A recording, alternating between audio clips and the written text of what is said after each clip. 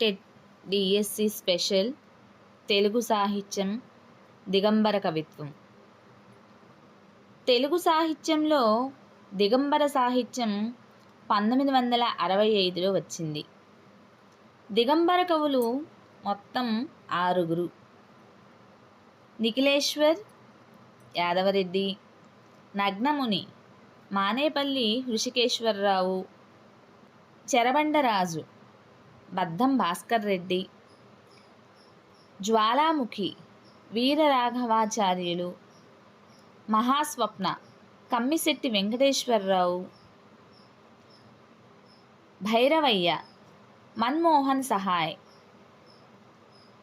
ఆధునిక కవిత్వంలో సమాజానికి పెద్ద షాక్ ట్రీట్మెంట్ ఇచ్చినటువంటి కవులు దిగంబర కవులు. దిగంబర శకం కాలమానం సంవత్సరాలు 6. నగ్ననామ సంవత్సరం, నిఖిలేశ్వరనామ సంవత్సరం, జ్వాలాముఖి నామ సంవత్సరం, చెరబండనామ సంవత్సరం, భైరవనామ సంవత్సరం, మహాస్వప్ననామ సంవత్సరం. ఋతువులు 6. 1 ఆశా ఋతువు, 2 తపన ఋతువు, 3 అశ్రు ఋతువు, 4 మదిర ఋతువు, 5 విరహ ఋతువు, 6 విషాద ఋతువు. వారాలు 6. 1 స్నేహవారం, 2 విశృంఖలవారం, 3 క్రాంతివారం, 4 వికాసవారం, 5 అనంతవారం, 6 సృజనవారం. దిగంబర కవులు తమ కవితా సంపుటాలను 6 సంపుటాలుగా వెలువరించాలనుకున్నారు. కానీ 3 సంపుటాలు మాత్రమే వెలువరించి ఆగిపోయారు. తెలుగు సాహిత్యంలో దిగంబర సాహిత్యం 1965లో ప్రారంభమై 1968 నాటికి ముగిసింది. దిగంబర కవులు కవితా సంపుటాలు సెంట్రల్ పాయింట్ 4-1-510 ట్రూప్ బజార్ హైదరాబాద్ నుండి సుబ్రహ్మణ్యం సంచాలకుడిగా ముద్రించబడినాయి. మొదటి సంపుటి నగ్ననామ సంవత్సరం ఆశా ఋతువున 1965 మే ప్రచురించబడింది. రెండవ సంపుటి నిఖిలేశ్వరనామ సంవత్సరమున మదిర ఋతువున 1966 డిసెంబర్లో ప్రచురించబడింది. మూడవ సంపుటి జ్వాలాముఖి నామ సంవత్సరం విషాద ఋతువును 1968 జూన్లో ముద్రించబడింది. మొదటి సంపుటిని 1965 మే 6న అర్ధరాత్రి హైదరాబాదులో నాంపల్లి పాడు అనే రిక్షా కార్మికుడు ఆవిష్కరించాడు. రెండవ సంపుటి 1966 డిసెంబర్ 8న విజయవాడలోని జంగాల చిట్టి అనే హోటల్ కార్మికుడు ఆవిష్కరించాడు.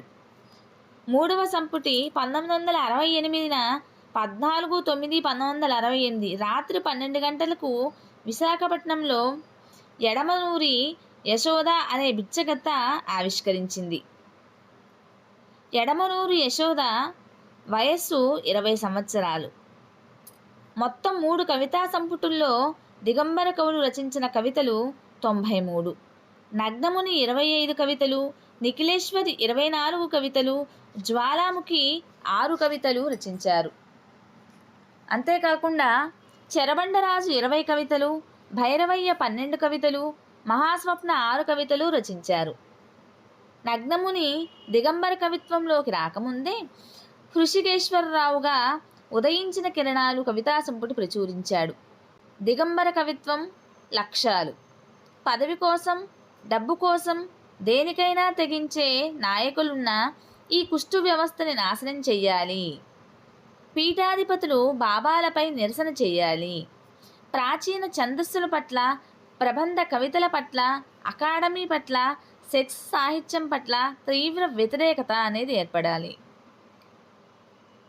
పితృసామ్య దుర్మార్గాలను ఖండిస్తూ స్త్రీ పురుష సమానత్వాన్ని కాంక్షించడం, డబ్బే సర్వస్వం అనుకున్న ఈ వ్యవస్థను కాపాడే పాలక వర్గాన్ని నిరసించడం మొదలైనవి దిగంబర కవిత్వం యొక్క లక్ష్యాలు. దిగంబర కవిత గురించి ఆచార్య కేతవరపు రామకోటి శాస్త్రి అభిప్రాయం ప్రకారం కవితమైన జాతికి మానవతను చూపేందుకు అవసరమైన జాగృతిని కల్పించేందుకు చేస్తున్నటువంటి ధ్వంస రచన. దిగంబర కవిత్వం మానిషాద లోకంలోంచి వేదనా వాల్మీకంలోంచి ఆవిర్భవించింది. మానవత రెండు కళ్ళు మూసుకుపోయినప్పుడు అప్పుడు మూడో కన్నుగా విప్పుకుంటూ తుఫానుగా వచ్చిందే దిగంబర కవిత్వం. మేమేం మాట్లాడదలుచుకున్నాం అని ప్రకటించిన కవులు దిగంబర కవులు.